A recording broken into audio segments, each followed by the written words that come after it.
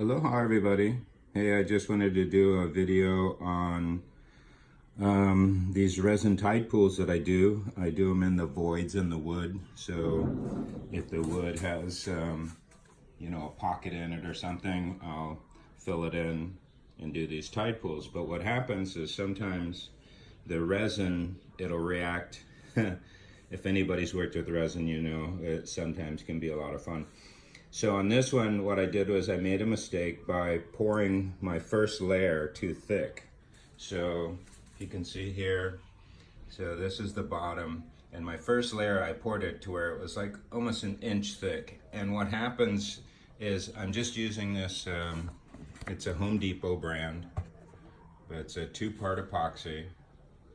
And so yeah, just 50-50 or whatever, 1-1 solution, and then pour.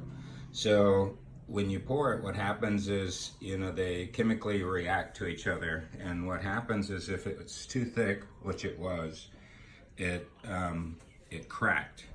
So there was some cracks in there, it was down in there. You can kind of see it a little bit. Yeah. So what I did, I let it all dry out really good last night, and then this morning I poured, you know, like, oh gosh, you can see here. So it's like maybe a 1/4 inch, like, layer on top, and that 1/4 inch, it's soaking down into the cracks. So, which ends up kind of being a cool look. And I've had people like at the end, you know, they don't know that I kind of messed up on them, but anyways, they're like, God, how did you get that look? You know, and I try to give them some kind of Hawaiian legend or something. Anywho, but yeah, so I just pouring a real thin layer on top of it, letting it soak down into the cracks, and then you can see it did some bubbling. So in those bubbles, I've just kind of popped through, and I've just got this just a paper clip that I unfolded. So then I'll use this to kind of poke down into the holes, and you can kind of see down there how it's releasing the air. So I'll let it release the air. And with the resin, what's kind of cool is if it's got a void or whatever and you can fill it in, it pretty much disappears. So yeah, so that's how you repair the resin when it cracks.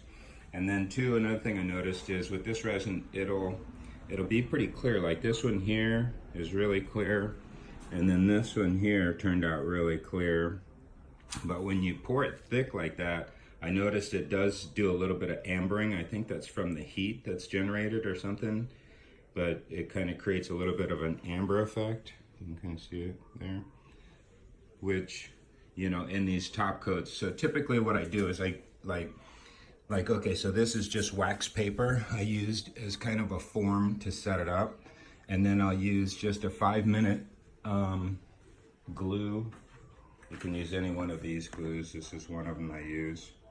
So it's just basically an epoxy glue, and it also is a 50-50 solution kind of thing. So then I'll put it around the edge, around the whole edge, you know, of wherever I'm doing it, even along through here. And then I'll put just wax paper and then put it on there. What I noticed the glue does is it holds the paper in place, because when you pour the resin, sometimes it has a tendency to making the paper buckle, and then when the resin dries, you've got this really funky like groove that sometimes is very difficult to get out, like when you're sanding it or shaping it when you're done. So the glue holds the paper in place and then keeps it nice and tight. So you can see how tight it is here, which makes it awesome. So that way when you're shaping it at the end, you can kind of get the shape you want, you know, to go in. Yeah. So I typically do like about a 1/4 inch, you know, or so at a time, and then I'll set the shells or whatever I'm going to put in there. I'll set them in place, and then I'll do another 1/4 inch and until it's filled up. And from the side, you can see it now. You can see the differences.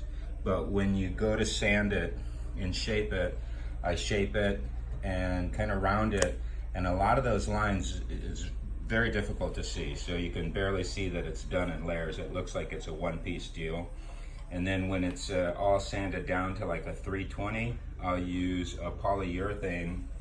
This here, I use this Minwax polyurethane, as kind of a final coat on top of the resin, and what it does is it goes into the little sand grooves and it just clears it right out. It looks really awesome. And then so on the finish on this one, I'm probably gonna go with a satin finish, but I'll do the satin to get the satin texture and look, and then I'll knock it all down with like a 320, and then my final coat I'll do like with a clear coat. And it just, I don't know, I've just had good luck with that. It just really gives a nice smooth finish and a really durable protection. So yeah, so that's how you fix a screw up on a tide pool or a resin tide pool.